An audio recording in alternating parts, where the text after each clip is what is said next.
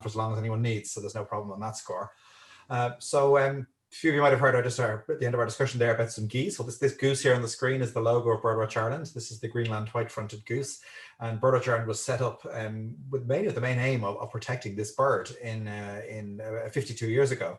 The majority of the world population of this bird actually winters in Ireland, in fact down in Wexford, the Wexford Slopes, and a few other locations. So it's one that's very close to my heart. But obviously this evening I'm not going to be talking much about geese, I'm going to be talking about garden birds. But before I do that, I just want to give you a little bit of information about Birdwatch Ireland. I know that some of you would know us. I know some of you are members of ours, and we really appreciate that.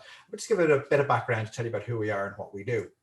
So as I said, Birdwatch Ireland was established 52 years ago in 1968, and we're the largest and most active conservation organisation in Ireland. We protect birds and wider biodiversity, because you can't just protect the birds in isolation. You have to protect all the habitat, the flora and fauna that they depend on, and that we humans depend on as well. So it's about making sure that those food chains work, that the environment is kept as pristine as it can be, and all of those things. So there's big human benefits and benefits to a wide range of different animal species and plant species as well.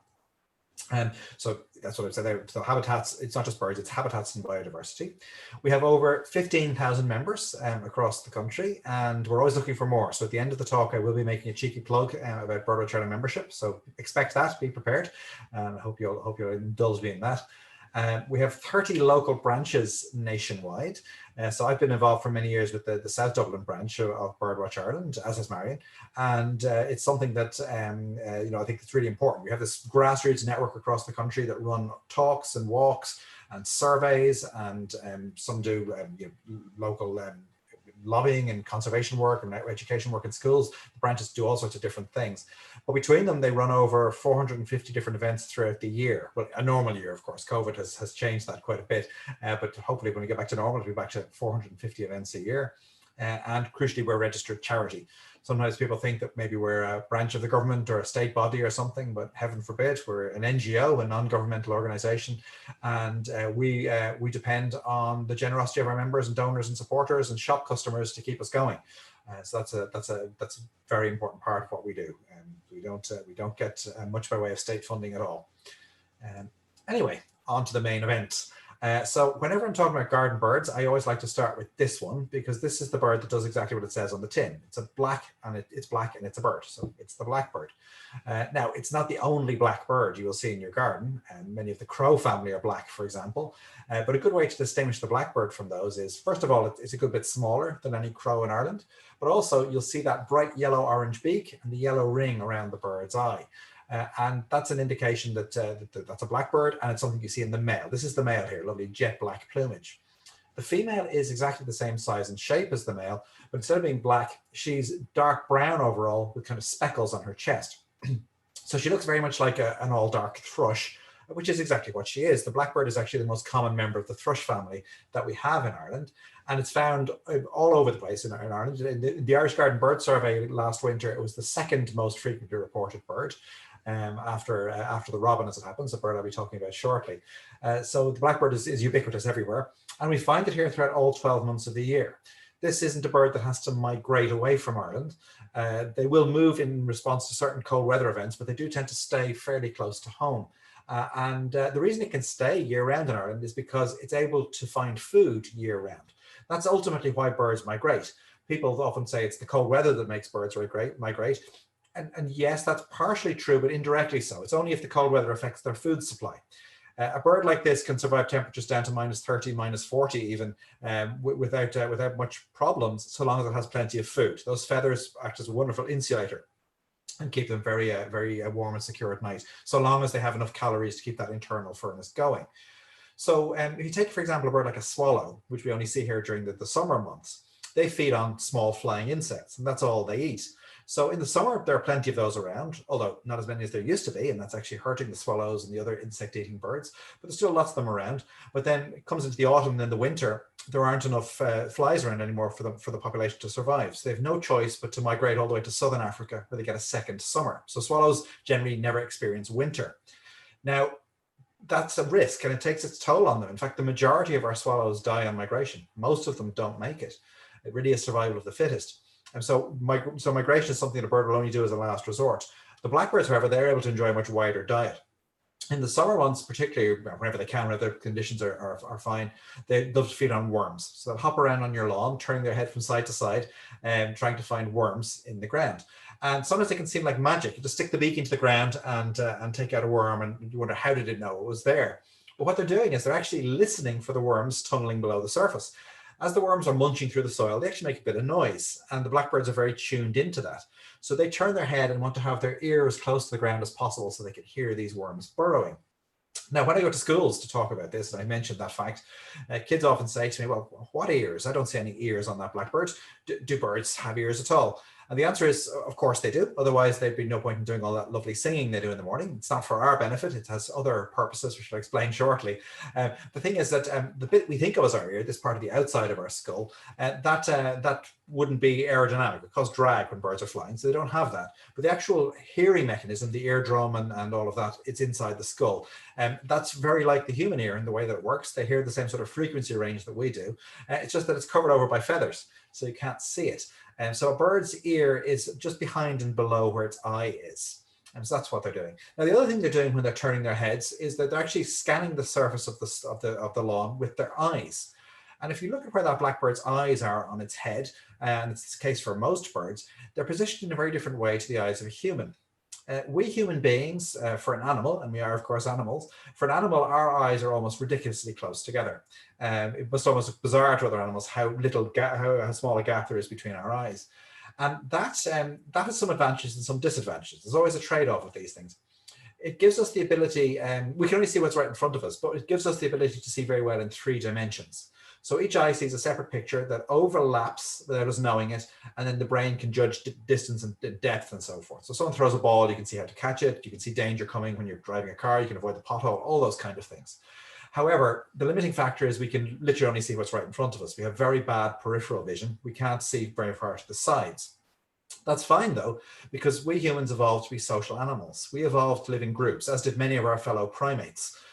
And so there will always be a member of your family or your tribe or your village who will be keeping an eye out for you. So if another fellow human saw danger, like a tiger or a bear or something coming at you from behind, presumably they'd warn you. And so you don't need eyes in the back of your head. You can concentrate on being a hunter-gatherer and focusing on what's in front of you.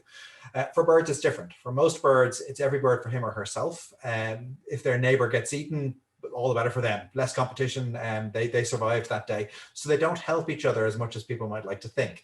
They do obviously look out for their chicks and for their mates, yeah, absolutely. But even in a flock, they hope that their neighbor gets eaten. So they've evolved, most of them, to have their eyes very wide set, right on the sides of their heads, so they have a much wider field of view. So the world to a blackbird looks very different to the way it looks to us. They see 2 separate pictures with hardly any overlap at all, but they can see almost all the way around them and above them as well. So it's very hard for anything to sneak up on them.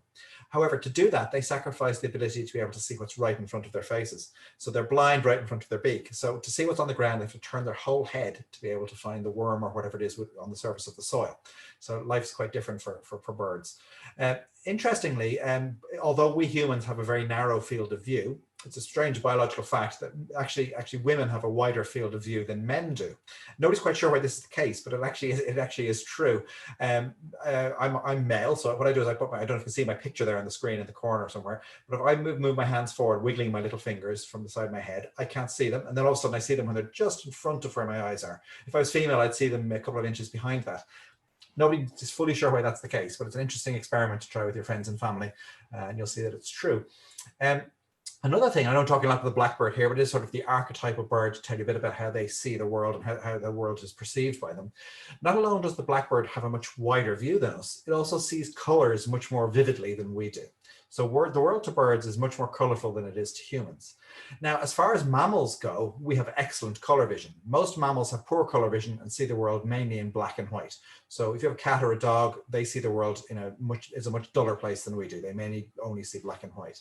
It's really only, in the mammal world, it's really only primates who have good color vision. So our fellow great apes and monkeys and lemurs and so forth, they have good color vision, but we're the only ones really.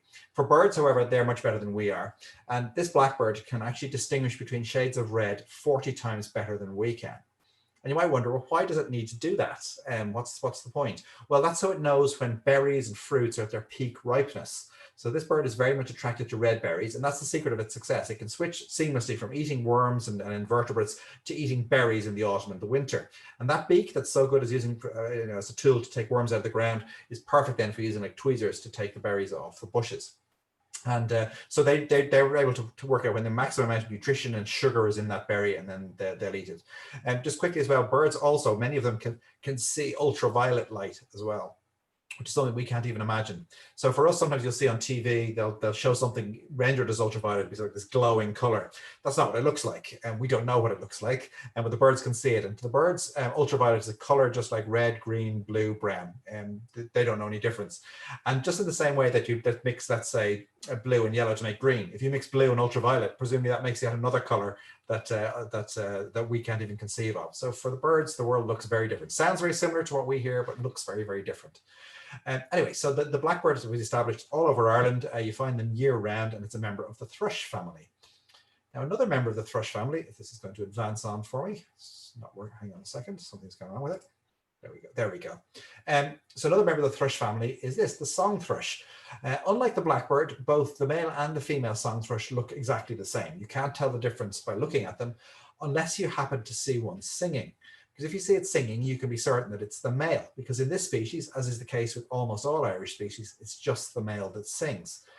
Now, singing is a very interesting phenomenon in birds, and this is one of the birds that excels at it. It's called the song thrush for a reason. It's very aptly named. It's a beautiful melodic song, and what the male is doing when he's singing, he's proclaiming a territory. To us humans, it sounds like beautiful music, and we love it. To the birds, it's a very aggressive thing. They're basically shouting abuse and threats at each other across the different territories.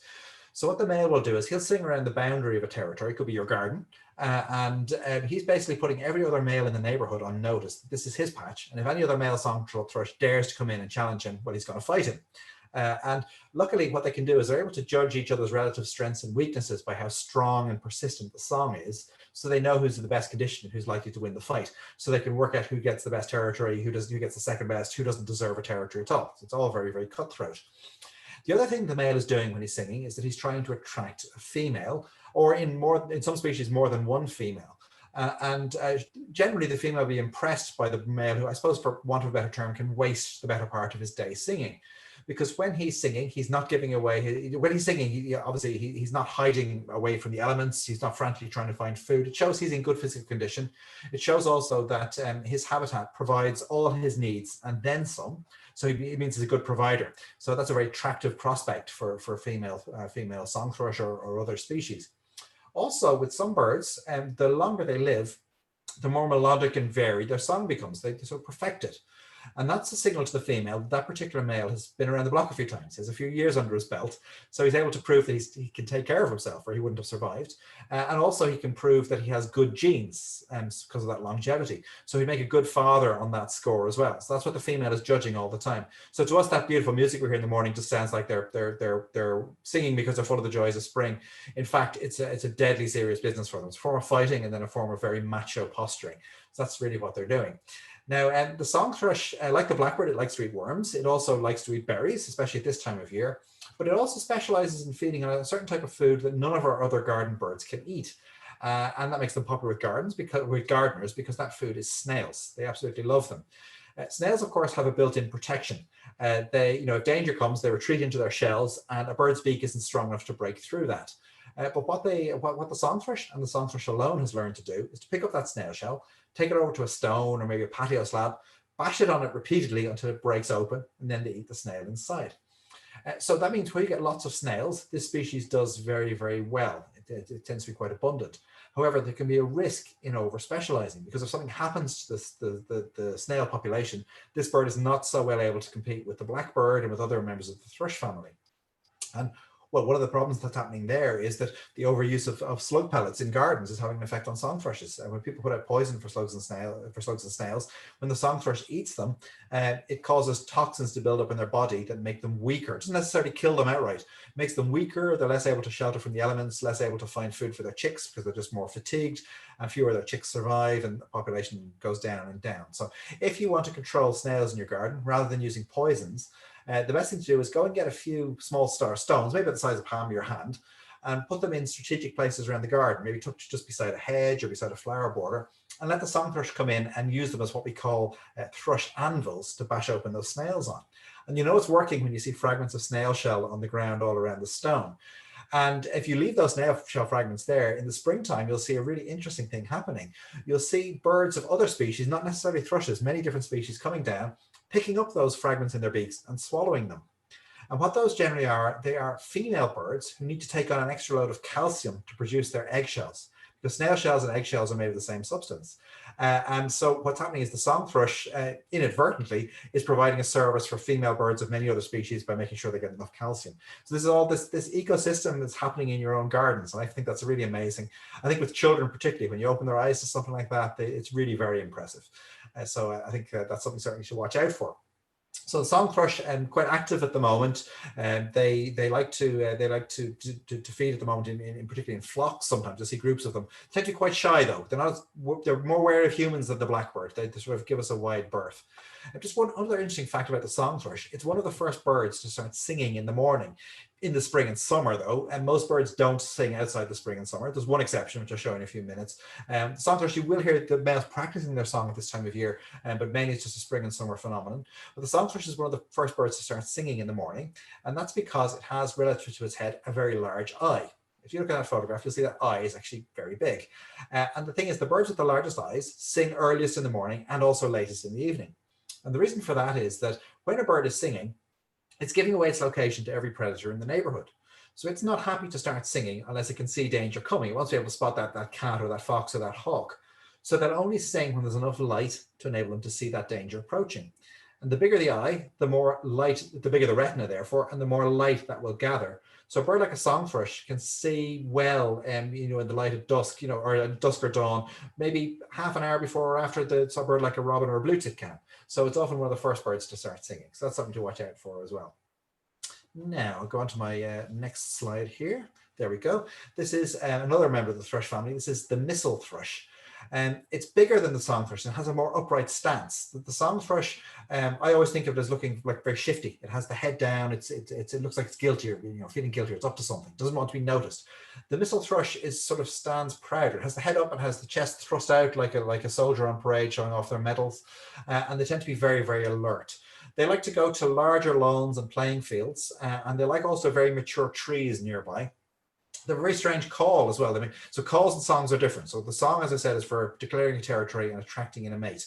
That's what the song does. The call, what it does is it's actually for warning for danger, or keeping communications between a flock, or telling the chicks there's food over here. Both the males and the females do that. And the main call of the missel thrush is a really harsh rattling sound. It doesn't sound like a bird producing it at all. But very often you'll see them flying from the tops of very high trees. Their spots on their chest are more circular than those of the song thrush. You see them there on the missel thrush, they're almost dabbed on with a paintbrush. I'll go back quickly to the song thrush. You'll see they're not really round at all. They're like little arrowheads or even upside down hearts. That's what they look like. And there you can also see the shiftier posture of the song thrush. Also had the song thrush as a warmer brown color. There's more of a chestnut tone to that brown on the back, whereas the missel thrush is colder and grayer looking. They're still both brown, but the tone of the quality of that brown is different. Also, the missel thrush, when it flies away, you'll see it has white corners at the tip of its tail. So that's another way to distinguish them. So that's a really nice species. This one particularly, they love to feed on berries. As the name would suggest, missel thrush, they're named after mistletoe. They love mistletoe berries, but that's not a very common plant in Ireland. So they're happy to feed on other berries as well. They love rowan, they love cotoneaster, they love whitebeam, all sorts of things. And those berries are a lifeline for them, and sometimes bird tables can be as well. So what they'll do is they'll defend them against other birds. And sometimes people get very put out by this. They think that the missel thrush is being a bully and he's not letting the other birds have a look in. And, unfortunately, sometimes people have unrealistic expectations. They expect all the birds to be friends and want to help each other out. For the missel thrush, he's thinking, if I don't defend this bush, if the weather gets cold, I will die. So it's a matter of life or death, and it's that's when I can push the song thrush away. So I'm going to do that. So that's the way nature works, and there's nothing wrong with that. But a great way you can help all the thrushes, including two migrant species called the redwing and the fieldfare, who don't really recognize bird tables as being a source of food. If you get some apples, you cut them in half and spear them onto branches on a tree or a bush. Thrushes will feed on those, and they absolutely love them. In very cold weather, particularly, that can be a lifeline for them. Apples are full of sugar, and that's exactly what the birds need to keep themselves warm at night. Now, on to our next species. I always mention this one in Garden Bird Talks, of course. I think people would be very disappointed if I didn't. It's probably Ireland's favourite bird. In fact, I'd say there's no probably about it. I think if the robin didn't exist, Birdwatch Ireland would have to invent it because it's a perfect poster campaign for birds and for the natural world. Robins and puffins, that's what we put on our membership leaflets and on our publicity brochures because they're so charismatic and so beautiful. Now, we get more phone calls and letters and emails into us in Birdwatch Ireland about robins than any other bird. But they always go like this. People say, I've had the same robin coming into my garden now every day for the last 20 years, and he's such a friendly chap, we're such good friends. Now, if you're one of those people, I'm afraid I have some very bad news for you. It's actually impossible for a robin to live for as long as 20 years. If a robin makes it to the age of 3, it's doing well. 3 is old age for a robin. Life for most birds is very, very short. The smaller the bird is, generally, the shorter its lifespan. And also, land birds tend to live for a much shorter time than seabirds do. Seabirds have a much longer lifespan. So there's a bird called the fulmar, which has a lifespan equivalent to humans, maybe even more. There may be fulmars that regularly make it to the age of 100. For robins, if they get to 3, and that's going pretty well for them. So we break this news to people as gently as we can, of course, but the response is always the same. People say, well, I know that's the average, but my guy's different because when I'm out digging in the garden, he follows me around and sits on the spade and waits for the worms and follows with the lawnmower to get the moths when I'm cutting the grass. And when we had that very cold weather a few years ago, he came and tapped on the window to get my attention so I'd come out to feed him. And the thing is, there's nothing special about your robin to doing that. All robins do that. And it's not because they want to be friendly. Birds aren't capable of friendship towards humans. They don't think that way. They're not capable, as far as we know, of love and hate and all these complex emotions that we like to portray on them or project onto them. What they're doing is it's about reducing competition. So in the same way that the song thrush has learned that it's the only bird that can specialize on snails, so the robin has specialized in feeding on food that's close to human beings because they've learned that we aren't that bad. We're not that dangerous, not that much of a threat. We don't want to harm them. And if we do try anything, we can't fly and they can, so they'll probably be safe. So they'll come and take food from right beside us or very close to us or close to our windows and doors that a bird like a blackbird or a songthrush just can't bring themselves to do it. They haven't evolved that lack of fear around people. So we humans want to think of that as friendliness, and fine. But for the birds, it's not that at all. It's just them being very exploitative. That's the way they are. Now, the robin is a very interesting species because it's the exception to many of the rules that I mentioned so far. With the robin, both the male and the female sing, and male and female look absolutely identical. So I can't look in this picture, I can't tell if it's a male or a female. There's just no way to tell. And interestingly, the robin also is the only bird in Ireland that regularly sings throughout all 12 months of the year. So if you hear a bird singing tomorrow, very good chance it's going to be a robin. Again, both the males and females sing in the winter, and that's because they keep a separate territory in the winter. Robins, far from being friendly, are actually very antisocial. And if you think about it, you never see flocks of robins together. They don't tolerate each other. The male and female come together to breed during the summer. It takes 2 to tango after all, and they raise their chicks. But as soon as that's done, they go their separate ways and they defend the separate territories. They'll defend them to the death. Robins actually fight more than other birds do. Most of that fighting is done through song. But when the birds are evenly matched, they will come to blows, and very often one ends up getting killed. So they're very aggressive. And also that red chest, they kind of thrust that out. That's like a red rag to a bull. Although bulls actually can't see the color red, and robins can. So maybe a red chest for a robin would be a better analogy. And so that's what life is like for them. They're very, very tough, hardy birds. Maybe that's why, though, they only survived for about 3 years. So fascinating creature. And it's even interesting the fact that they keep a separate territory in the winter. For most birds, the territory is just during the summer months, and they'll happily flock together in the winter, but not the robin. Now, the robin itself, I mentioned the Irish Garden Bird Survey earlier. The robin is the #1 bird recorded in that survey over the last 10 years in a row.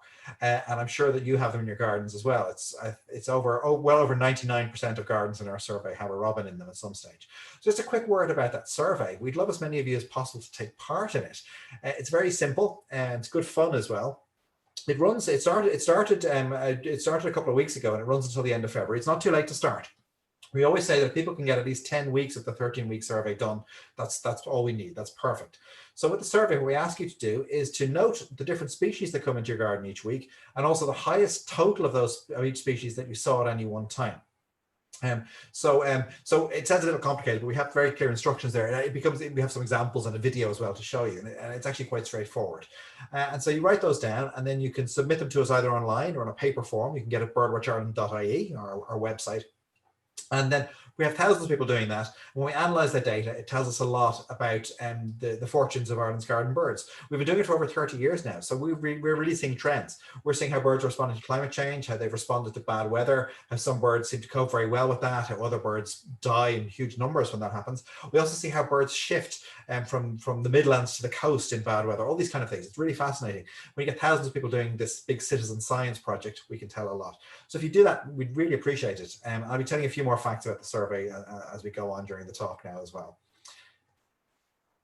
Now onto the wren. The wren is a bird that most of us have in our garden. In fact, we know in the Irish Garden Bird Survey that it's probably under-recorded because the wren is actually more numerous in Ireland than the robin is. There are actually more wrens in Ireland than there are human beings, so they outnumber us. That's often a sobering thought for people. So the thing is, though, it's hard to see, and this is consistent throughout the years of the survey. So we know there's an error there, but the fact is that's consistent, so the trends still hold. So the wren is a small little, very cryptically plumaged brown bird. It's the second smallest bird in Ireland, but has a very, very loud song, almost ridiculously loud. So if a wren was to start singing in a bush beside you and you weren't expecting it, you'd almost jump with fright because it's so loud. Male and female look identical, but this one here in the picture must be a male because it's singing. Only the male of this species sings. But you'll often notice what draws the attention if you don't hear them. They flick their tail all the time. So that little stubby tail, they keep it cocked and they flick it all the time, and that often draws the eye in. The wren in many ways behaves a bit like a little rodent. They creep around on the ground, they hide in the bushes, they don't come out in the open very much. It's rare that they go to bird tables. They do sometimes, but rarely. They prefer to stay in the bushes, and they feed on insects. That beak there, it's fine pointed and very narrow. That's no good for digging in the ground. It's no good for crushing seeds. Perfect to use like tweezers to take little insects and spiders off the undersides of leaves. So that means even on the coldest day of the year, this bird has to get most of its energy requirements and its fat requirements from insects. So think of how few insects you're seeing at the moment and realize that there are more wrens than humans in Ireland, and all of them still have to find dozens or even hundreds of insects a day in the winter to survive because they don't migrate. Those stubby little wings wouldn't carry that bird very far at all. And the fact is, in very cold winters, like when we had the beast from the east, probably the majority of Ireland's wrens die. But that's why they have so many babies. In the following summer they may have 20 young, and that's an insurance policy. Many years only a few of those chicks would survive. Most would die because there wouldn't be any territories for them. But if Ireland has been depopulated, all of a sudden there'll be vacant territories and more of those chicks will survive. So this species can bounce back within less than a year and go back to its normal population level. So it's a very resilient, very successful species. So it's a real fighter. It's a great one to see in the garden. The best way to help them, rather than putting food out for them, is to plant plants that give good cover. So some evergreen plants in the winter, so there'll be foliage there. Also native plants that will attract insects in so they can feed on them. So that's how you help your wrens. Wherever you find wrens, you find this guy here. This is the dunnock. The dunnock used to be known by a different name. The dunnock was known as the hedge sparrow. So if you've heard of the hedge sparrow, this is the bird we're talking about. That name has fallen out of favor though. It's kind of a Victorian era name, but it's not accurate. So this bird does very much love hedges, but it's not a sparrow. I'll be showing you a true sparrow, the house sparrow, in a few minutes. But the dunnock actually belongs to a completely different family. Sparrows are seed eaters with big beaks for crushing seed. That, as we've learned, is the beak of an insect eater. This bird loves to eat aphids. So if you have roses in your garden, this is your friend. You want to have him there. So a new name was needed. So this bird belongs to the excenter family, a completely different group. So they tried the name hedge excenter for a while. That didn't catch on because, let's face it, that's a terrible name for anything. So something happened then that they settled on the name dunnock. And that's something in Ireland we should be quite proud of because it's derived from the Irish language name for this species, which is and has been for a very long time, Dunog, little brown thing, little brown fella. That's where the name comes from. And it's a very good description. It's a little brown streaky thing. That's what it looks like. Not much to write home about. I like them in their own way, but it's not the most dazzling bird you'll see. It's not much to look at. It's also not much to listen to. The song is very thin and scratchy. It's not bad, but you wouldn't really remark upon it. And I'm sure to a female dunnock it sounds amazing, but to humans it's nothing special. But that's the secret of this bird's success. It slips below the radar. You don't notice it, and the predators don't notice it either. the cats and the hawks and the foxes are oblivious to it, and it lives like a little rodent as well. It creeps even more so than the wren. It creeps around on the ground and lives in the bushes. It rarely goes too high off the ground at all. It's rare that it goes to bird tables. It does like in the evening sometimes as it's getting dark to dash out and grab some scraps that have fallen down. And if you can scatter things like suet pellets on the ground, this bird will eat them, particularly at the edges of the garden or around hedges where it doesn't have to come to the open very much. But it's a very, very common bird. Of Ireland's top 10 common garden birds, this is probably the least known to the general public. In fact, though, you've seen many of them throughout the past year. They're all over the place. And when you get to know the song, then you can identify them. So it's one certainly to watch out for. And one of the nice things about the Irish Garden Bird Survey is that it really focuses your mind on your garden birds. And when you have a task to complete, when you have to identify the birds and note their numbers, it makes you pay attention in a way that you never would if you're just doing it just for the fun of it. Now, the survey itself is great fun, don't get me wrong, but when you have a purpose there, it really makes it easier to identify them. And so if you don't know this bird, get to know it, because it's probably the most loyal bird you have. Of all the bird species in Ireland, this one moves the least in its life. So they rarely move more than 100 or 200 meters away from where they hatched out themselves. So in your garden, you may have had many generations of the same family of dunnocks. And altogether a more colourful bird for you here. This is the first member of the finch family that I want to show you. This is the chaffinch. Chaffinch is another bird that, like the wren, outnumbers human beings in Ireland. There are probably 7 or 8 million of these nesting in Ireland every summer. And then, of course, they have lots of babies who then join their parents in that population. So that's millions more. And then what happens is in cold winters, we get a big influx of chaffinches that migrate to us from places like Scandinavia and even from Scotland. The Irish population seems to stay here year round. So they move around a bit, but they stay on the island of Ireland mostly. But we get an influx in the winter. Now, most of the young will perish during the winter. It's again survival of the fittest. But in a mild winter following a good summer, you could have tens of millions of these birds in Ireland. So it always amazes me that this bird isn't better known, especially because it's so beautiful. This is the male here with that blue crown on his head, pinkish red face and chest, brown on the back, but then the bit of his back that's covered by his folded wings is bright green. So when he flies away from you, see this flash of green, and then lovely black and white in the wings and in the tail. The female is the same size and shape, but she's brown overall. She's different tones of beige, essentially, with sort of lovely striping on the back of her head. It's actually very attractive when you see it up close. It's a bird that you probably do know by song. So I was talking to Marion earlier. She said we're hoping to arrange a bird song session at some stage in the springtime. And in that, I'll be playing for you the song of the chaffinch. It's a song you all know. It's one of the quintessential bird sounds. You only hear it in the spring and in the early summer. It's a descending series of notes that ends in a flourish. And I can't play it for you right now, but if I did, you'd all go, oh yeah, I know that. I know that. Once you're tuned into it, you'll realize, gosh, maybe there are millions of these birds in Ireland. They're very common. Now, the best way to get good views of them and to attract them to your garden is to put out the kind of food that they like. And as usual, that bird's beak is the clue to that. That short, conical, stubby beak is for crushing seed. This bird likes to eat seeds. So if you put out especially black sunflower seed in one of those Perspex feeders, the feeding ports and perches in it, hang that from a tree or from a bird table or from a feeding station, hopefully you'll get flocks of chaffinches coming in to feed on that. And one of the nice things about finches is they tend to come in numbers. You don't usually just get one, you get a whole group of them. And once they learn they're onto a good thing, they'll happily eat that. There's also some other seed mixes you can get too. There's some really good ones on the market. There's some really bad ones on the market. I'd say you get what you pay for, and sometimes there can be false economy. So, first, if you don't mind the shameless plug, one of the best places to buy your bird food is from Birdwatch Ireland and birdwatchireland.ie, because we stand over all those products. We've done the testing. We know what works and what doesn't. So we only sell the stuff that works. But you will find some of the cheaper mixes that are sometimes sold in some of the supermarkets, for example, maybe some of the German supermarkets or some garden centers as well. There's some great products there too. But if you see anything that has lots of corn in it, for example, or anything that has dried peas, that's a good benchmark that I use. No bird wants to eat a dried pea, none of them. So that's just put in as cheap filler. So don't buy those ones. And if you have a mix of different seeds in your feeder and you find that the birds are throwing half of it out in the ground, people say it's terrible, they're being very fussy. Yeah, they are being fussy, exactly. They want to eat the thing that's the most energy. They want to go for the sunflower seeds, essentially. So I sometimes find the black sunflower seed is actually the best way to do it. Weight for weight, they might be more expensive than some of the commercial mixes, but the birds are eating every single scrap of it, whereas for the other seeds, they're throwing a lot of them away. But all birds are different. You can get the balance right, and it'll help you with that. Now, the name of this bird is very interesting, chaffinch. So take the chaff part first. Obviously, chaff is what's separated from the wheat. This is the bird that was known in farmyards for going through the wheat sweepings to try and find any kernels or grains of wheat that the farmer had left behind. Now, sad fact for everybody here, in the last 15 years of going to schools, I've been to hundreds of schools over the last 15 years. I've yet to meet a primary school child who can tell me what chaff is, which is pretty sad when you think about it.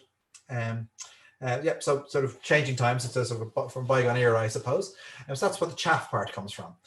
The finch part, well, that's based on the call of this bird. So the bird has a very distinctive song, but also has a very distinctive call that both the male and female make. It's a very harsh metallic sound. Some people say it sounds like someone hitting a little piece of metal with a hammer, but it's sometimes written down in words as pink. It sort of sounds like pink, pink, like this. So people write down as pink, P-I-N-K, or fink, F-I-N-K. And in Old Saxon, and still today in modern German, this bird is known as fink after that call. And all the other finch species in the world, and there are about 200 of them, are all named after the call of the chaffinch. Now, what happens with language is over time, words corrupt and endings change, and very often endings soften. What happened was, over time, as English evolved from Saxon and Anglo-Saxon and all of that, what happened was the word fink became corrupted to finch. And that's where the name comes from. So chaffinch means the bird that goes through the wheat sweepings while saying pink, essentially. The Irish name is completely different. A lot of the Irish names are really evocative. The Irish name for the chaffinch is Ri Rua, Red King, which is obviously a reference to the male's regal appearance with a crown on his head and the red on the face and on the chest. So the stunning bird, well worth keeping an eye out for. And one that people often, when they're doing the garden bird survey, they start to realize they have more of them coming to the garden than they thought. Another member of the finch family, again named after the call of the previous one, the chaffinch, is the greenfinch. It's really the only bright green bird that you're going to see in a typical Irish garden, unless maybe your neighbour's parrot has escaped. It's it's quite widespread within the country too. They like to eat seeds as well. Look at that beak. That's even bigger than the beak of a chaffinch. That's for crushing big seeds. They can happily crush pumpkin seeds as well. They like to eat those. There's even another type of finch with an even bigger beak called a hawfinch, which very rare in Ireland. I'm putting this talk, you're not likely to see it in your garden. They do occasionally turn up in some Dún Laoghaire gardens, but it's rare. But a hawfinch, its beak is so strong that they can actually crush cherry stones with them. So you can imagine, my colleagues who catch birds to put rings on their legs, you have to handle those with extreme care because they'll go right through your finger. A greenfinch has a nasty bite as well, quite a nip. So what happens is that they'll, when the seed mixes, they go for the bigger seeds, the chaffinch to go for the other slightly smaller, birds like linnets will go for smaller again. This seems to be an evolutionary thing that many different species of finch can flock together and mix flocks in the winter. So they get all the benefits of group. They have more pairs of eyes looking out for danger, more bodies to huddle against for warmth on the cold nights, but they're not coming into direct competition with each other for food. So it's all very civil. Now, in your garden at your feeders, that all kind of breaks down because it's quite an artificial arrangement. There's a small area for feeding. So then it becomes a bit of a free-for-all and the birds do scrap with each other and the greenfinch tends to be dominant at the feeders. And because as far as the birds are concerned, that fourth source of food is infinite.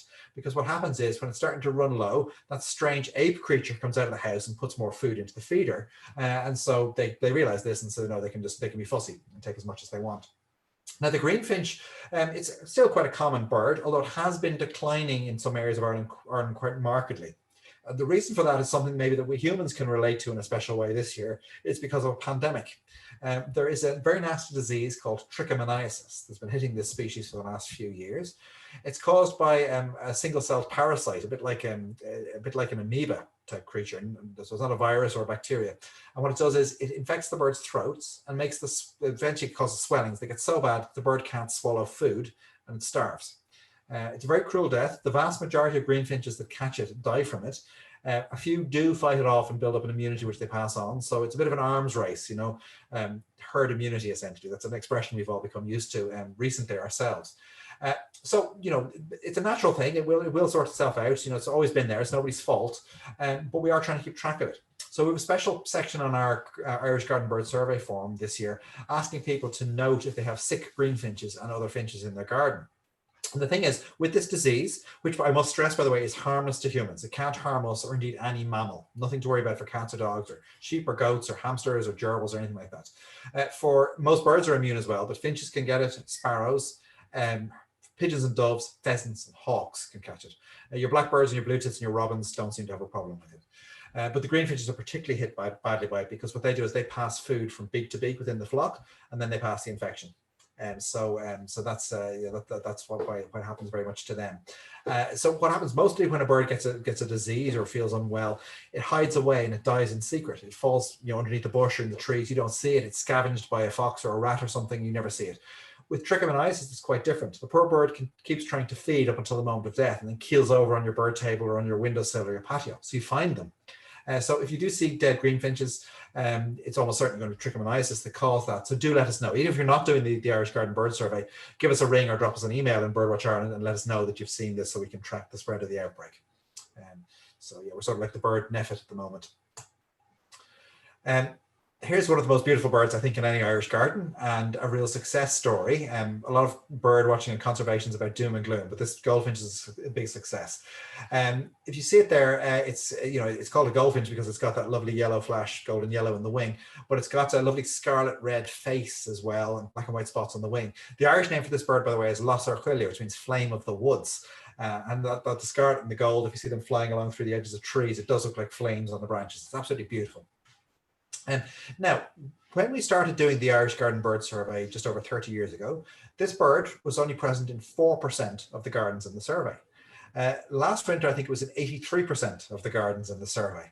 So more than four out of every 5 gardens in the survey get this bird. Now, when I say in the survey, we know there's a bias there because people who are doing the garden bird survey tend to be a bit more interested than the average person in birds, and they're usually putting out food for them. So the secret there is to put out the right food and your goldfinches will come in. Now, it's standing on one of its favorite food sources there. It's standing on a plant called teasel. You see the beak of the goldfinch, if you look at it there, in some ways it's like the beak of other finches. It's strong base for crushing the seeds. The tip of the beak, however, is much finer and more pointed, and they can use that to reach in between the spines of the teasel or on thistles as well, without running the risk of getting a spine in their eye. So that's the evolutionary behavior that led to that beak shape. So if you plant teasels in your garden and they grow very well, this bird, I will almost guarantee, will come in a flock and feed on them at some stage. However, as luck would have it, goldfinches have also learned that beak shape is perfect for using to take out morsels of peanuts from those wire mesh peanut feeders. It took them a few years to cop onto that, but now they have, and they absolutely love them. A quick word about peanuts when you're feeding them to birds in the garden. Again, you get what you pay for, and in this case, it really pays to get the best that you can. Peanuts are getting more and more expensive, and I fully appreciate that, but sometimes there can be a problem with them.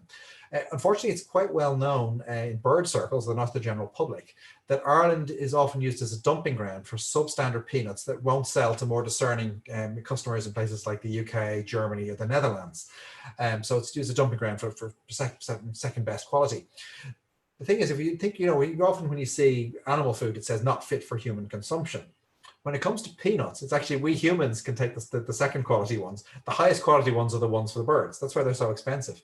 And the reason for that is that if peanuts aren't grown and stored in absolutely perfect conditions, they can develop a little fungus on them, little bloom, which produces a toxin called aflatoxin. Although that doesn't pose any threat to us humans at all, to birds it's incredibly toxic. And a bird that ate a contaminated peanut could die quite quickly. It's carcinogenic and they develop tumors from it. It's horrendous. And nobody wants to hurt their birds. So buy high quality peanuts that are certified aflatoxin free. And also, you can buy them in big bags. That's what I do. But rather than keeping them out in an open bag in your damp shed or in the garage or something, keep them in an airtight container inside the house at normal ambient temperature, and that'll help stop this fungus from growing. So that's a tip you can use there. But there's also another kind of food now that this bird prefers even to peanuts. So that's even better. It loves to feed on a seed called Niger seed. So that's a fairly recent bird food. It's a thin black seed. You need a special feeder to feed it from because it's so fine it would fall out of another standard seed feeder. And goldfinches go nuts for it. So if you have some of that in your garden, I'd almost be prepared to guarantee you'll get goldfinches in. Here is the bullfinch, a very beautiful bird, a bird that only in recent years is starting to come to bird tables, and that's because another type of food has come on the market that this bird loves. They're usually called sunflower hearts. They're essentially just a fancy term for pre-shelled sunflower seeds. And this bird's beak won't break through the shell of a sunflower seed normally, or it's finds it difficult. But if they're pre-shelled, they can happily eat those, and they devour them. Bullfinches, unlike most songbirds and small garden birds, they mate for life. So the male and female hang around together all year round. So when you see one, the other is usually not far away at all. This is the male here with his red chest. The female has a brown chest, but both have the black cap on the head and this lovely striping in the wing. And both of them, they have a white patch on their rump that contrasts with their black tail. So when they fly away, you see this square of white, a bit like a sugar cube. So that's a good way to identify them. It also has one of the quietest songs of any Irish garden bird. It's just a very thin little pew, pew, like that. So not much, you hardly even notice it. But they are beautiful to look at. And one of their favorite foods of all actually are flowers. That beak there is evolved like a little pair of shears for lopping off blossoms from things like cherry trees and plum trees and apple trees as well. So they love to eat flowers because flowers are full of nectar. They also love to eat dandelion seeds. So if you let your dandelions go to seed on the lawn, you'll see that you'll get hopefully some of these bullfinches in to feed on them. Now, earlier I mentioned the dunnock, the sparrow that's not a sparrow, the hedge sparrow. Here's a true sparrow. This is the house sparrow. Now, the house sparrow, it's still quite a widespread bird in Ireland. It has declined a lot in Britain and on the continent to an alarming degree in many areas. We haven't seen the same level of decline here in Ireland. Certainly it's not as common as it used to be, but it's holding its own. And it's one that will often come to gardens. They love to feed on seed, on seed, and it actually likes things like grains of wheat and barley inside seed feeders. A lot of birds don't like those so much, but the sparrows do, so they would feed on those quite happily. This is a male house sparrow here. We can tell that because he's got this grey cap on a stripe on top of his head, a big sort of dark brown patch of chestnut beside that, and then he has black sort of bib going down from underneath his beak down onto his chest. Now, house sparrows, unlike most other birds, they're not territorial at all. They nest in colonies, and the bigger the colony, the better. But they have a very distinct hierarchy. The males that have the biggest patches on their chest, the biggest black patch, are dominant. They're the alphas, and they get the best nesting sites. They're more successful with the ladies and all that than the males that have smaller black patches. And the size of that black patch is actually controlled by testosterone. And so that's the hormone that leads to that production. So the females are able to see which male is the strongest and the most aggressive, and that's therefore produce the fittest sons down the line. It's all about how fit their sons will be and how dominant they'll be in the flock. So that's the way birds don't think about this. That's what evolution has produced. The female house sparrows have the same sort of body coloration, but the head is different. It's more beige, and they have a sort of a creamy stripe above the eye. Both sexes, of course, have this strong beak for crushing seeds, and they often they tend not to travel terribly far. You rarely see them on their own as well. They'll be in groups together, often a tangled bush, and they like to retreat there. If it's like a hawk comes by, they'll often dash into the bush and might stay in there for a few minutes before they come back out. So this is one we're particularly keen to track in the Irish Garden Bird Survey, because this is the survey that has shown us that this bird hasn't declined to the same degree that it has in, say, Britain. So yeah, this is a good one to have. And enjoy them. We get lots of complaints. People say that the house sparrows come in and they're eating them out of house and home. Well, a lot of people in Britain or in Europe would love to have that problem. So do look on the bright side, I think. Now, I couldn't really talk about garden birds without mentioning another one of everyone's favorites. This is the blue tit. It's traditionally the #3 most commonly recorded species in the Irish Garden Bird Survey. To be honest, in the gardens that aren't recording it, I don't know what they're doing wrong, because it's not a hard bird to attract into a garden. They are very happy to live around human beings.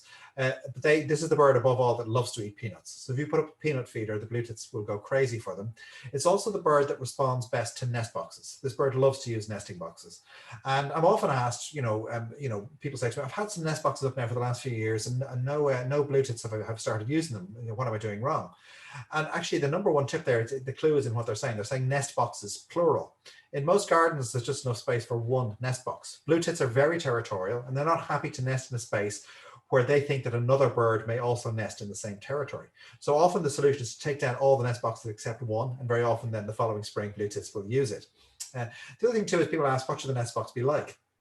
It really doesn't matter too much, so long as it's dry and very, very solid, and it doesn't have lots of gaps in it that the air can blow through. So sometimes you'll see things like made out of half coconut shells, or things made of wicker.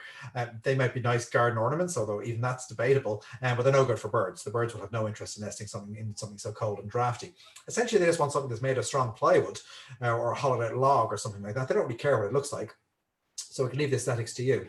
But they want basically a box with a hole in the front of it that has a sloping roof, so that any water that falls on it will drain out, it will drip past the hole. Also, you need to have air holes in the bottom, so that if the inside does get wet, which in Ireland inevitably will a bit, then air can circulate, the material inside will dry out, and the birds won't chill. So that's very important as well. And the most important thing, though, is to make sure that you have the hole the right size. For blue tit, they want the hole to be about 25 millimeters in diameter. So that's 1 inch across. Seems almost ridiculously small, But then this bird is ridiculously small, because when you look at it in that picture, what you're seeing is its feathers, which are all puffed up with air. The bird's muscles and skeleton below that are minute, and they can squeeze through the smallest gaps. And a blue tit isn't happy to nest inside a cavity that a larger species can evict it from. So that 25 millimeters, that means that a larger bird like the great tit, which I'm going to show you in a moment, can't fit into that box, and the sparrow can't fit in either, so the blue tit feels safe. Now, a good reason to have blue tits in your garden is that they do us a phenomenal service. They are caterpillar devouring machines. So during the nesting season, blue tits just have one brood of chicks. They might have 7 or 8 chicks in your nest box during the summer. But it takes about 2.5 weeks, give or take, for those birds to go from coming out of the egg to being fully grown. So in that space of that period of time, just that 2.5 weeks, mum and dad blue tit have to find a minimum of 10,000 caterpillars to feed to their chicks. Now, we have 1.1 million pairs of blue tits in Ireland.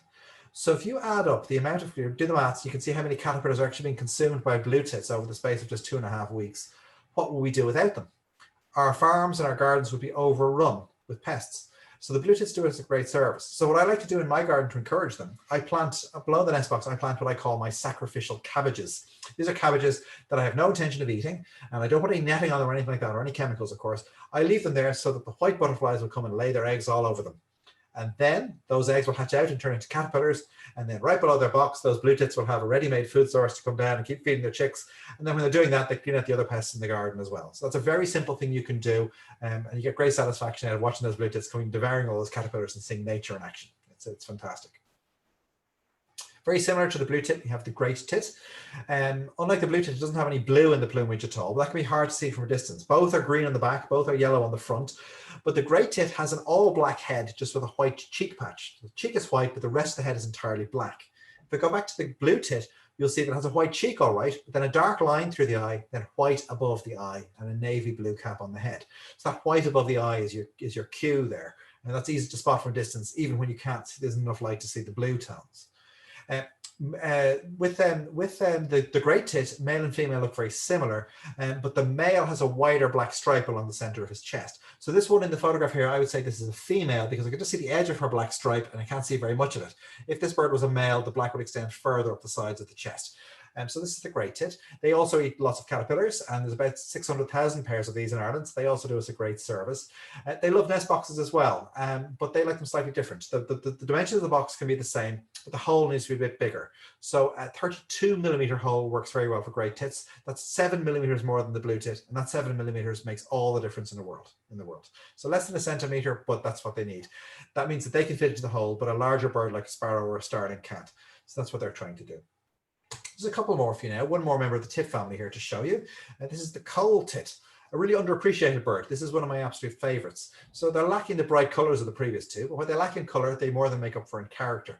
This is a real cheeky little bird, and they're quite tamer in humans. Like robins, you can actually train them to come to take food from your hand, and they're very acrobatic. They love to come to feeders. They like to eat peanuts very much. They also like sunflower seeds. And of course, that beak there, that's a beak of a caterpillar eater. It's not good for cracking open a seed like a finch would be. But members of the tit family are incredibly smart. And what they do is they actually would hold the seed in their foot like a parrot would, and then they use their beak to chisel away at the weak point on the edge of the husk, and then get inside. Also, what the coal tit does, and the other members of the tit family don't do this, what the coal tit will do is it will take food away from your bird table and it will bury it literally for a rainy day. Because when it's raining, this bird can't get the caterpillars and the spiders it wants to eat. So it then goes to the food that it's cached elsewhere. So this is the bird that's responsible for random sunflowers popping up around the garden. They planted them there because they always plant more than they need. So that's what's happening there. And of course, in a wild setting, that's how many plants are planted. They're planted by birds that have buried them for future use. There's a bird called the jay, for example. I don't have a photograph of it here, but the jay is a member of the crow family, although you wouldn't know it to look at it because it's pink with metallic blue in its wings, and it's very secretive. But when you see it, it's an unmistakable bird, about the size of a jackdaw. And what they do is, their favorite food is acorns. They bury acorns again for the future, but they always bury more than they need. Or occasionally, perhaps a jay buried lots for the winter and then died and couldn't retrieve them. And that's how oak forests got planted. That is why oak is the dominant tree species from Ireland all the way across to Japan. It's because traditionally they were planted by jays that planted more than they needed. So that's an example of how nature works. So that's on a smaller level in your garden. That's what the coal tit is doing with smaller plants. So again, a lovely bird to watch out for. Again, can be confused with the grey tit we just saw a moment ago because the head looks similar, but look, the breast here is sort of a light beige color. It's not yellow, and the head. Okay, there's a white cheek, black head, but this bird also has a block of white on the back of its head. In this photograph, you can just see the very top of it, but the whole back of the head is a big white rectangle on it. This bird here, it's called a long-tailed tit, although it's actually not a member of the tit family. It's in a completely different family of birds, but it's often seen with the other three, but never alone. They always come in flocks. This is a very cute bird, as you can see, but it also looks kind of ridiculous. That tail is ridiculously long. A friend of mine calls these flying teaspoons. And when you see them flying along with that long tail and that little dumpy body, that really does, that's very appropriate. Now, they're almost never alone. They're in groups of usually a dozen to 20. These are family groups. What happens is with most birds, the chicks are raised and the parents look after them for a couple of weeks, and then they kick them out and they're on their own. They have to find their own way in the world. Long-tailed tits don't do that. What happens is the chicks stay with their parents for the rest of their lives, but at least the female chicks do. So the daughters stay in the family flock. Then what the sons do is they go up and fly and they shack up with the daughters in the next flock along. And so that's to prevent inbreeding. And so in that little flock of long-tailed tits in your garden, you may have 3 or 4 different generations along the maternal line coming to your feeders, which I think is really, really nice. And when you see them, they're unmistakable with this long tail. Now, if you feed the birds, you probably do have this species coming to your garden. But if you don't look at the right moment, you might not know them. You might not see them there. So with the blue tit and the grey tit and the others, they're coming and going all day long. So in, out, in, out. With the long-tailed tit, what happens is they'll arrive in a big flock in your garden. They'll be there for 5 minutes. Then something little goes off in their head, says, we have to go. They move on to the next garden, keep roving around the countryside. They might not be back for a week. So if you're looking at the wrong moment, you might not spot them. But when you do, as you can see, they're unmistakable. And that lovely, they're really the only bird that's pink, black and white and has this madly long tail. So it's a great way to identify them. In the springtime too, you might see them do something lovely with that little beak that they have there. They tend to go around, sometimes hovering underneath windowsills or at your shed door or something like that. And they're looking for something very specific.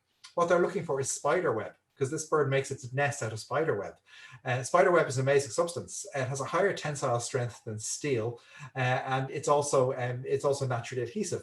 So what they do is they use it to stick a whole lot of moss and lichen and feathers together to make a dome-shaped nest with a roof on it. And that's where they lay their eggs. So that's what they're doing. If you see them collecting spider web, that's what they're doing. It's nest building material. Now, I mentioned earlier that the wren was Ireland's second smallest bird. So the question would follow on from that is, what's the smallest bird in Ireland? Well, it's this. This is the goldcrest. The goldcrest is a very common bird, but it doesn't come to bird tables. They stay high up in coniferous trees, so it's rare to get close to them, but they are very common. That beak there, they use that as a tool to reach between pine and spruce needles to take out the insects that are sheltering between those. And even on the coldest day of the year, this bird has to find loads of insects to keep going. And life is tough for them. You can see how small this bird is. So this is one of my colleagues in Birdwatch Ireland. He's caught this bird using a special net called a mist net the birds can't see. And he's got to weigh it and measure it, put a metal ring on its leg, and then let it go unharmed. That's how we track how long birds live and where they move, that kind of thing. So you can see in his hand just how tiny that little creature is. But what's even more amazing is how little it weighs. So the goldcrest weighs 5 grams. And to put that in context for you, a 20-cent coin weighs 6 grams. So next time you're counting out your change for the parking machine, and you have 20 cents in your hand, remember that little coin in your hand weighs more than Ireland's smallest bird. And not only that, they burn up to 1 gram of fat on a cold winter night. So right now they're going through, they're really at the very brink of what they can survive in the winter nights. So they go to sleep at night, let's say weighing 5 grams. They use 1 gram of fat overnight. And so by the morning, they now only weigh 4 grams. So, okay, so they've lost 20% of their body weight overnight. The next day, though, they only weigh 4 grams. So they have one day to put on 1 gram of fat. So they have to put on now 25% of their body weight again by the following night, or they will die. And so you can see, all of a sudden, if there's snow and if there's wind and if there's rain, many of these birds will perish. But somehow the species does really well. It survives brilliantly. So it's a bird, again, by encouraging native insects around your garden, you can really help them. But it's amazing how quickly they bounce back. One of the best ways to detect this bird is to listen for its song. It has an incredibly high-pitched song that's actually at the very limit of what human hearing is capable of perceiving. In fact, some people can't hear it. So if you hear a very, very high-pitched song, almost so high you can't hear it, and it's probably the goldcrest up in the tree singing away. And the final one I want to show you is what you can be rewarded with if you're very lucky in your garden. This beautiful creature is the waxwing. Now, waxwings are winter visitors to Ireland, and whenever they do turn up, they tend to turn up in flocks, and they tend to turn up in suburban areas, in housing estates. People, when they see them, they think, well, some shipment of birds from the Amazon rainforest has escaped in my area, or something's escaped from the aviary, or come up from southern Africa or something. In fact, these birds aren't escapes. They're wild birds, and they come from completely the opposite part of the world. They come from the Arctic. They come from high up in the boreal forests of places like Scandinavia and northern Russia. And we don't get them every winter in big numbers. It's only every 4 or 5 years. Because in the summer, what happens is this bird eats flies. They fly from branches, catch lots of flies. That's what they feed during the summertime. In the autumn and the winter, they switch to eating berries. And they're berry eating machines. They eat 3 times their own weight in berries every day. So even the most glutton of us at Christmas dinner, we're not going to eat 3 times our own weight in food. That's what this bird does every single day. So it needs a lot of berries. And usually in southern Scandinavia, in Russia, places like that, usually the berry crop is very good. And so the bird can live there. And they migrate a bit south, but they stay still within Scandinavia. However, on a cycle of every 4 to 5 years, the berry crop will fail. All the waxwings get extremely hungry, and they have no choice but to head further afield. And that's when they turn up in Ireland. And they explode across Europe. But we do get an influx here into Ireland. We haven't had an influx now for a few years, so we're predicting we might be due this one this winter, either this winter or next winter. And when they do turn up, they're unmistakable, because they have this crest on their head. They can raise and lower that crest. They have a call that sounds like a tinkling bell. They have these waxy red dots in their wings that the name comes from. They have those yellow dots tipping their tail. They're scarlet underneath the tail. They're the silky plumage and the yellow striping in the wing. So they're absolutely gorgeous birds. And the other thing is that they're very tame around people, because where they normally live, there aren't many humans. So they don't really associate humans with danger. So you can get very close to them. And as I said, they don't turn up in far-flung places. They turn up in suburban housing estates, because they love to feed on berries of rowan trees and other sorbus trees. And especially housing estates in the 60s and 70s was tradition to plant these trees outside every house. So they come in mass to eat those trees, or eat the berries on those trees. Now, this can actually lead to some interesting problems for them, because what happens with berries, particularly if you have a good berry crop, after there's been a frost, what happens is all the cells that contain the sugary juice in those berries will burst, and then they'll freeze. And then when the thaw comes, they'll thaw out again, but then the juice is exposed to the sunlight and the heat. And what happens is, over time, the sugar in that juice will ferment. And when sugar ferments, it produces, of course, alcohol. Now, if you're a bird like a blackbird or a song thrush, and you're eating a couple of alcoholic berries, and then you eat a snail or a worm or something, and some seed at the bird feeder, it doesn't have much effect. If you're eating nothing but 3 times your own weight in alcoholic berries a day, it does have an effect. And we do regularly get reports in some winters of waxwings that are blind drunk. They're literally falling out of the trees. They allow people to come pick them up. They land on people's heads. They hide under people's cars. And so if you find one in that circumstances, the advice is very similar to what I do if you find one of your friends or family in a similar situation. Take them inside. With a waxwing, I'd put it inside a box. Maybe you don't want to do that with any of your friends and family. Put it in a box lined with a bit of kitchen towel, maybe some air holes in the lid. Put the lid on it. Take it inside and put it in the quietest, darkest place you can, quite warm, and just leave them there to sleep it off. And the next day, hopefully you can go outside, open the box, and the bird will hopefully be recovered, maybe a bit of a headache, and it flies off, and then probably goes and does the exact same thing, because like humans, they don't really learn their lesson. But yeah, so it just shows that alcohol poisoning can be a bit of a problem for waxwings. So hopefully we'll get them this winter. And if we do, we'll be reporting it on the Birdwatch Ireland Facebook page. What they'll do is they'll fly into an area, they'll devour all the berries over a course of a couple of days, then they'll move on somewhere else. So you have to be quick to find them, but I would highly recommend it. And if any of you do see them in and around your garden, please do let us know in Birdwatch Ireland. We would really, really appreciate that. Okay, so just before we go over to questions, I said I was going to be making a shameless plug for Birdwatch Ireland membership, so I hope you will indulge me in that. We need support, and the fact is, if you're the kind of people who've been willing to give up a big chunk of your evening to listen to me prattle on about birds for a while, then you're exactly the kind of person that's interested in being a Birdwatch Ireland member. Our demographic is you, so we really do need your support. There's a lot in it for you, of course. First of all, you get a lovely magazine called Wings that comes out quarterly in the post. It's full of information about what we're doing with your money, because we're very accountable, and where to watch birds. There's always a section on wildlife friendly gardening in there, surveys you can take part in, there's competitions, there's all the branch events that are listed there. We have interviews with people, letters page, all sorts of things. So, photo section, it's really, really nice. And you get to, when you join, you get a lovely membership pack as well with your first issue. A set of posters in there of garden birds and of seabirds, information about our nature reserves, all sorts of things. For junior and family members, in addition, you also get a lovely magazine called Bird Detectives, which is aimed mainly at primary school children, but I have to say I know a lot of adults who love it as well. One of my favorite things about this magazine, and I'm the editor of it, and I'm proud of the fact that we don't talk down to children. It's about getting their hands dirty. It's about them doing practical things to help nature and to help their birds, and that's something that's very close to my heart. So this isn't a condescending magazine in any way. It's a really very interesting read. It's nicely put together. So that's for family and junior members, in addition to Wings magazine. And then also we give a special gift. So sometimes it's a book like this, the Guide to Ireland's Common Birds. And at the moment we're giving away a calendar, a 2021 calendar, beautiful photographs in it of some of Ireland's birds. So it's a lovely benefit there. So you get a lot out of this. But more importantly, you're supporting the birds, because all the money we raise through our membership goes to support our conservation work. But it's not just about the money. The more members we have, the more clout that gives us when we're talking to decision makers. It means that the minister is more likely to take our phone call. It means that when it comes to election time, the parties are interested in what we have to say in relation to their manifestos. And we're seeing that as a trend more and more. As more political parties are jumping onto the green bandwagon, they're asking for our opinion. They're listening to what we have to say, because they kind of know that they have to now. People expect it in a way they didn't maybe a generation ago. So if you would like to indulge me with Birdwatch Ireland membership, either for yourself or as a gift for friends and family, Christmas is obviously coming soon. Gift membership for Birdwatch Ireland makes a great gift. The nice thing about that, of course, is then that, okay, you give them the gift this year, the magazine keeps coming throughout the rest of the next year, so they're reminded of how lovely and generous you are. And then next Christmas, you don't have to worry about what to get them this time, because you just renew their membership. So that's the problem solved forever.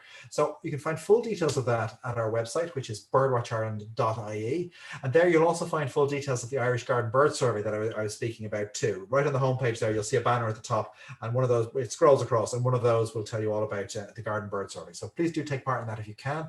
And of course, if you've ever any queries about birds or want to know more about them, please contact us. You'll find our contact details at the website there. We also have a section on feeding birds and identifying garden birds. There's lots there for everybody.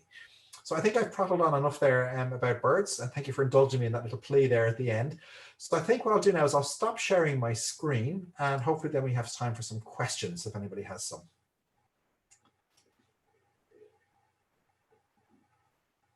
I see one